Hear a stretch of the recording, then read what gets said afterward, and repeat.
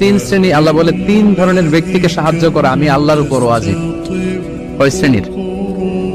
এর মধ্যে এক শ্রেণীর হচ্ছে যে বিয়ে করতে চায়, আর নাকি আল্লাযী ইউরিদুল আফাফ, পুত পবিত্র থাকতে, যে চরিত্র বাঁচাতে, যে আর যারা নামাজ পড়েন না তাদেরকে আমি একটা হাদিস শোনাবো, একটা হাদিস শুনবেন।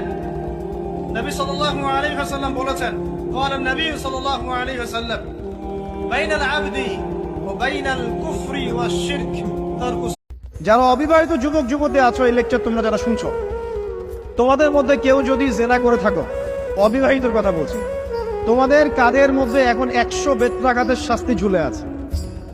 সূরা নূরের 1 থেকে 3 নম্বর। প্রতিদিন সকাল বিকাল 11 বার নিচের দোয়াটি পাঠ করলে মাথার ব্রেন ভালো হবে।